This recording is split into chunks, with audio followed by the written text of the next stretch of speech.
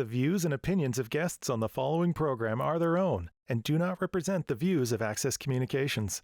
The following program deals with mature subject matter that may not be appropriate for all audiences. Viewer discretion is advised. The RCMP Heritage Centre is a not-for-profit charitable organisation mandated to share the story of the Royal Canadian Mounted Police. This is one of those stories, part of your heritage.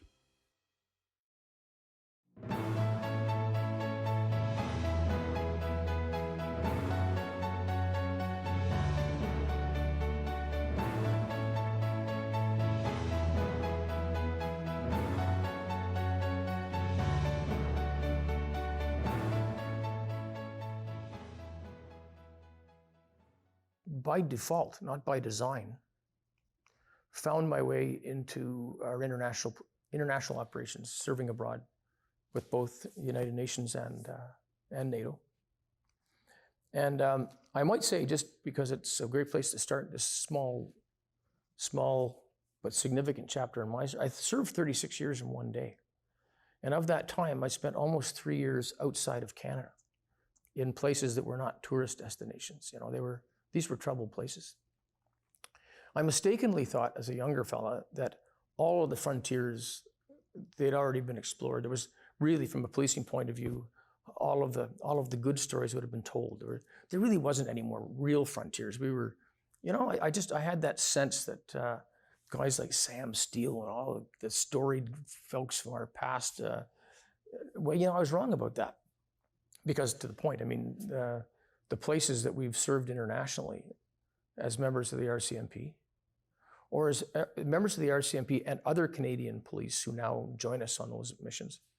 I mean, yeah, those are frontier postings in their own way.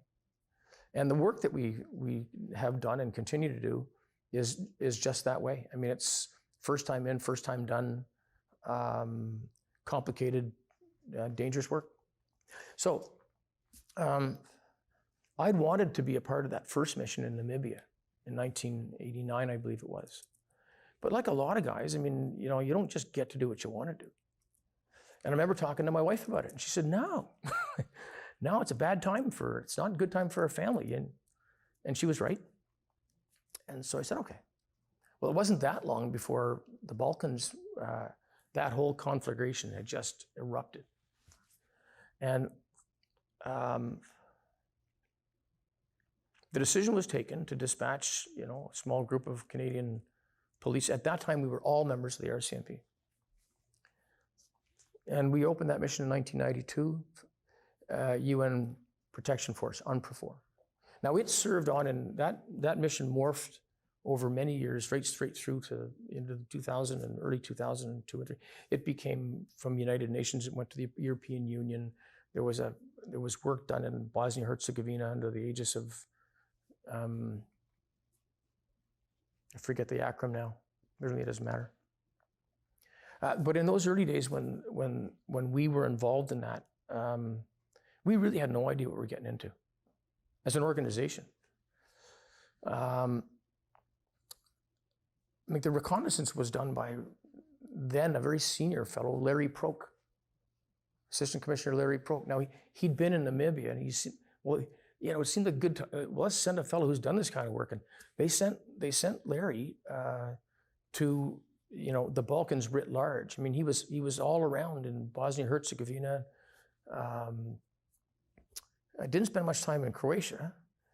And the focus was on other things. But the short of it is, by the time he was back and his report was written, the operational exercises on the ground had shifted so much that the reconnaissance really didn't have that much value against what we were being deployed to do.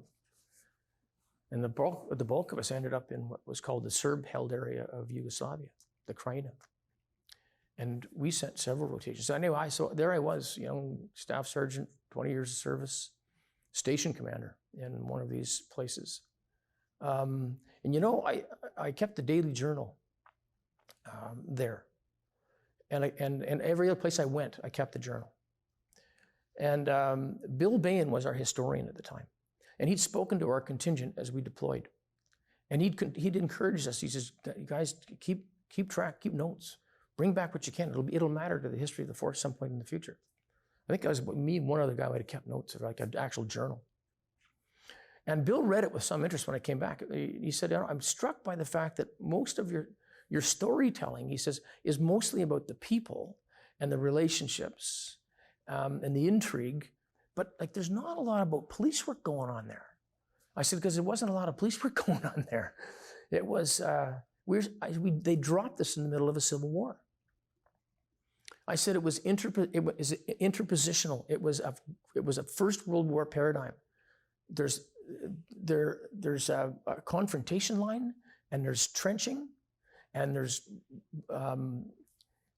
no freedom of movement. I said we were unarmed police monitors, and our primary responsibility, which we took quite earnestly, was to stay close with the local police of jurisdiction and ensure that there was no, I can't say like zero, but there'd be no systemic abuse of human rights, specifically of those enclaves of the Croats who were left behind in what Serbia then held, effectively to preempt anything associated with what we would now refer to as crimes against humanity.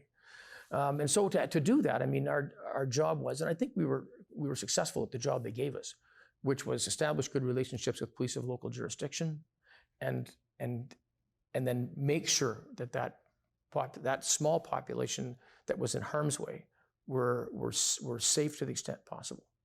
And we, of course, had a lot of assistance to do that. The major muscle movements on the ground were military units and elements. The civilian police component of that was, I think, mortar between the bricks. We had a very good relationship with all local officials, Serb military and police. We knew the ground the same as cops do back home. We knew the nuances of local community life, and so we were quite an asset in terms of the overall, operational intelligence component of what had to be done. And of course, as a young Canadian police officer, never having served abroad before, I had no choice, but I was immersed in the challenges of running an operational detachment, 25, 30, 35 folks from several different countries. I was the only Caucasian on that detachment for 4 months. 2 guys from Chile, 2 guys from Argentina, Nigeria, Senegal, African countries, Russia. It was amazing.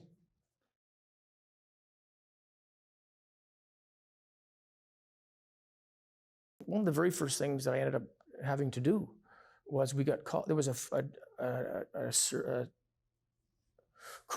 old Croat farmer was shot and killed off the back of his tractor.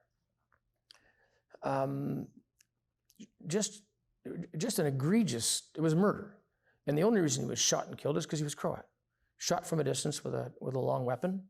No suspects, no witnesses. Concluded here, as we would say in our business. I needed to get there. I needed to find out where the body was, and I wanted to get started on what would have been a scenes of crime process and gathering it. It took us half the afternoon just to get to this village. Like we're so far in the bush, you had to come out to go hunting. Like we were way up in the hills, and by the time we got to that village, they'd buried him. Now they didn't bury him. There was nothing obstructive about that. In their culture, it's a rare event the sun would go down if somebody died that they weren't in the ground. So there was a less than subtle reality check about what you think you want to get done when it's actually, yeah. And this whole idea of like loss of life on a grand scale. I mean, we lived in a place where we were shelled. My station was a place called Benkovac. And the Serb army, they had a gun battery in Benkovac, literally 200 meters from where their public school was for the kids. And 35 kilometers, sort of northwest of Benkovac on the Croat side was a town called Zadar. And they had their own gun batteries, and they would shell each other. And it was a regular event. In Serbo-Croatian, it's called Benkovacka Kisha, Benkovac rain. And the fire department siren would go, And I'll never really understand how they got enough intelligence to know when the shelling was going to start. But however that was received, so they multiplied the fire department where they'd sound their siren. And that was the message, like, get to ground. Get to ground. Go and find somewhere where you got a rock over your head. And sure enough, it was like the prevailing wind and weather in Ottawa. It comes from the northwest to the southeast, and so did the shelling in Bankabats. And so this, every 4 or 5 days we'd just be shelled, and the loss of human life was quite amazing. But people got on with it, and so our job, in picking up the pieces of all of that, there was no investigative work involved in all of that. It was really more, it was the physical presence of the United Nations to give people at least faint hope that, like, they wouldn't be overrun. They wouldn't lose everything they had in their community at the whim of effectively a military exercise. Now, in 1995, that actually all came to pass. The Croatian army, actually known as Operation Storm at the time, they pushed 250,000 Serbs eastbound and through Bosnia-Herzegovina back into Serbia, and basically reestablished it. But the idea of having, this idea of having to live and work with people that they suffered incredibly. And on one particular day, for instance, it was a repatriation of human remains. It was just effectively bringing the bits and pieces remaining of these people back to their families. And the logistics of having to bring remains back across the confrontation line, the Croats to release the human remains of Serbs, and Serbs likewise to, it happened all up and down that. But that was, like, those were routine events for us, but that wasn't pleasant. We'd line up these metal boxes, coffins effectively, and some of the remains were fairly fresh, others not so. But you can imagine the stink, and the families would come they would come in the hundreds, and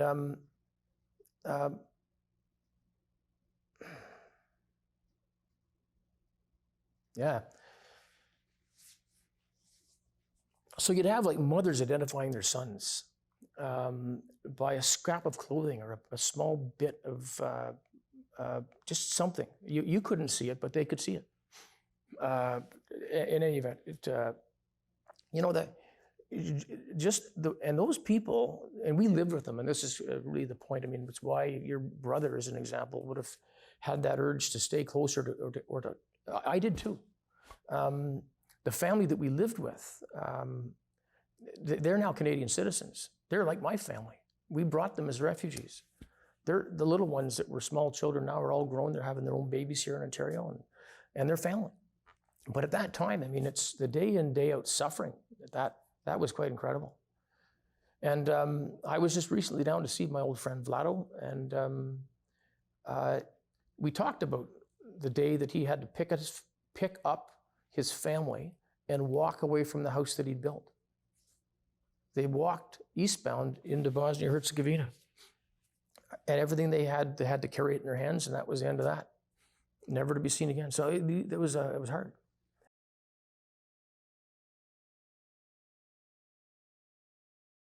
When you put police officers in a room from all over the world and you're joined together by a common mission, every day you still have to think through not how you would handle this, but how would they handle this? And then be very clear in terms of the operational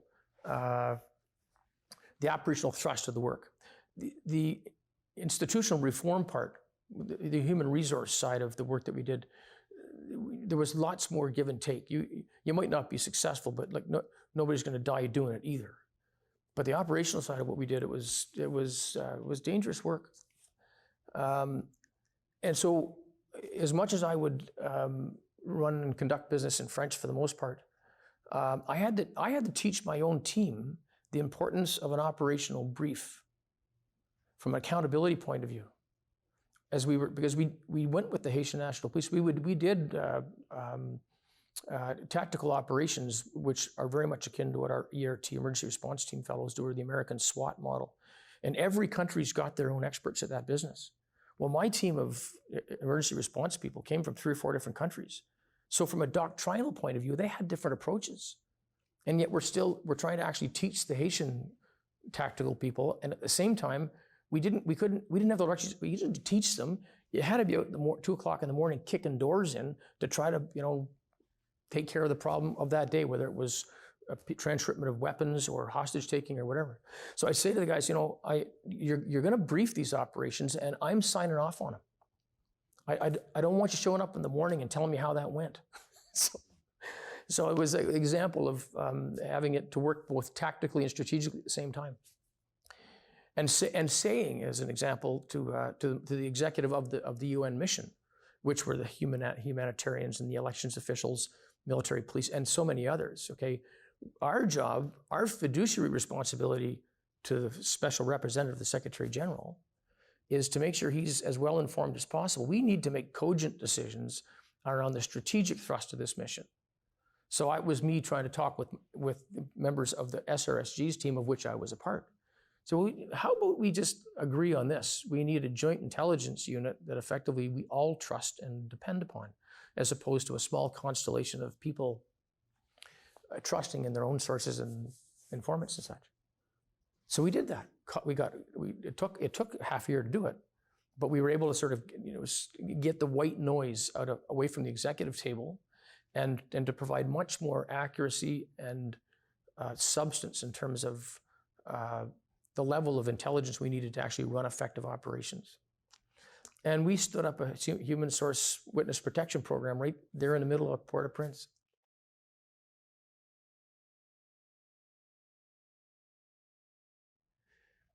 I was standing at a police checkpoint. And by the way, this propensity towards stationary, secured locations, as opposed to mobility, which is the way that we would take up our responsibilities in terms of just public order, basically. And I have a very fine Canadian officer with me who was the second in command of the battalion. Now Brigadier General Simon Hetherington. At the time he was a colonel. And we stepped inside this rather rustic police compound with cement walls and barbed wire and too many Afghan policemen inside this compound. And we're talking through an interpreter with this young Afghan police officer.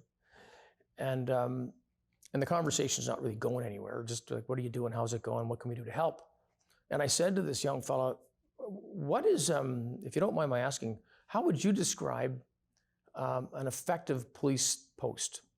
What's the first thing that would suggest to you that you got a really well-running police post, kind of like the one that you're in charge of? And Simon sort of leans over and he whispers, he goes, I don't know the answer to that question. I'd be curious to know. So I just waited, and this young fellow, he's talking about all sorts of rather wrong answers. I said, no, wrong answer. No, wrong. Okay, so let me stop. I said, here's the answer to the question. The hallmark of a well-run police station, it's empty. You need all of your policemen inside this compound, outside. Now, let's go. So that was the every day it was a question of let's get going. And our Canadian and our American colleagues, the police officers, the guys and girls that did that work, incredibly brave, incredibly. And when you're having a bad day at the office, like if you're doing police work in downtown Ottawa, and I have in mind a wonderful staff sergeant, very senior fellow, Ottawa Police Staff Sergeant. His wife's on the police force here. His son's doing police work here in Ottawa. And this big fellow he's doing police work in downtown Kandahar. And he went to work one morning with his patrol, and the patrol commander was a young woman from West Point. She was a recent graduate of the United States West Point. And she lost her life that day because, a clown on a motorcycle with an improvised explosive device strapped to his chest drove into the patrol. And she was dead before done, and collateral damage. And my guys they'd go home, they'd take a little bit of time, they'd reflect, and nobody went outside that wire if they didn't want to go. And they go back. And we never lost a Canadian police officer doing that work. And when I was in Kandahar, it's like leadership 101, get on the road with the boys. It's going to sound counterintuitive. I never felt any level of threat from Afghan citizens while we moved in the downtown part of that city. And their markets, like, it's very close quarter. People are very close. Not only did I not feel any threat, I felt a abiding sense of like welcome. They were, now we were moving with helmets and goggles and carbines and all of our body armor, but I had many more nights in Surrey, British Columbia, where I knew I was afraid because I knew that there was a potential of losing your life in some of the things that we were doing when I was a very young man. Never had that feeling in Afghanistan. The source of the threat was not, it wasn't a public sense of you're not welcome here. It was back to this notion of a very violent and profoundly arbitrary threat as visited upon us by, in this particular case, the insurgents. So, it was an interesting time. When I talked to my colleague, General Vance, he said, well, what do you think, what should be our posture now going forward, now that we seem to have got some traction in the city? I remember looking at him and I say, okay, seeing as how you asked, we need to do the following thing tomorrow morning. Helmets off, no helmets, soft hats and slinger carbines. He says, you can't be serious. I said, I'm telling you, you asked me, I'm not talking, I'm a cop, not a warrior. I know that you won't do it, but I'm telling you that that environment is permissive for us to work with soft hats on, just our berets or ball hats, and slinger carbines, so our hands are free. And let us teach police in that fashion. Can't sell that back home, he said. I said, I know that. But we could have and should have been doing that. Should have been doing that. And the only risk we would have assumed in having done that would have been the unlikely event of an improvised explosive device detonating and hitting you in the only place you didn't have your protection, which is your head. We weren't losing many heads. We were losing lots of feet and legs, not heads. So I know from that experience that we were doing the right thing. I also know because there was considerable resistance in Canada to our approach as the police element on the ground there. They were nervous about us dying there. And it sounds crass, but it actually is true. We have our own culture. We lost a lot of soldiers in Afghanistan. We did ramp ceremonies 2-3 times a week, repatriating the human remains of dead soldiers. Didn't lose a police officer. Much more good luck than good management. But what really, really worried senior folks in Ottawa, not just in the RCMP, Foreign Affairs, Privy Council, Afghan Task Force, very bad news story if police officers killed in a place like that. We would have effectively, the concern was the reflex action of every other contributing police force taking their guys and girls off the field, which would have been a showstopper. We'd have lost the mission. They didn't want that to happen. And ironically, we had a police officer seriously hurt in Afghanistan, very early on in the mission. He wasn't injured in Kandahar. He was injured going to work in the morning in Kabul. And he was a member of the RCMP, sergeant. And he had just the misfortune when he was walking towards that international security ISAF headquarters, International Security Assistance Force. That was the NATO acronym. So it's their main headquarters building in Kabul. And Brian he just got out of the truck at the wrong time. And as he's moving towards the gate where pedestrians would file through, a vehicle-borne improvised explosive device mounted inside an SUV and a suicide bomber came down the street and detonated. Probably somewhere in the range of 40 meters from where he was. And Brian, if he'd been like 2 seconds and a step ahead of where he was, he'd have been saved harmless. but he wasn't 2 steps ahead. He just was where he was. And the impact, which drove the engine block of that truck 50 meters other way up the road, the debris from that explosion drove bits of metal and concrete into the back of Brian's left leg and up the shoulder and ruptured his eardrums. And it was a very serious injury, one which he survived, and we managed to get him repatriated through Germany and back home again. But of all the places I worked, where you assume a level of risk always, it's the nature of what we do. All of our guys and girls do it at any place in this country. So you don't have to be in a faraway place to be in harm's way, suffice to say. But that was the one place where I thought, as the senior police guy on the ground, boy, I'll tell you, I just hope when the shift is over, everybody's home and well. I worried a lot about that. But that too, it came and went, and it was a good year. I retired there. I made a point with the commissioner of the day. I said, you know, I'm not coming back to work, so backfill my position. I'll retire in Afghanistan, which I did.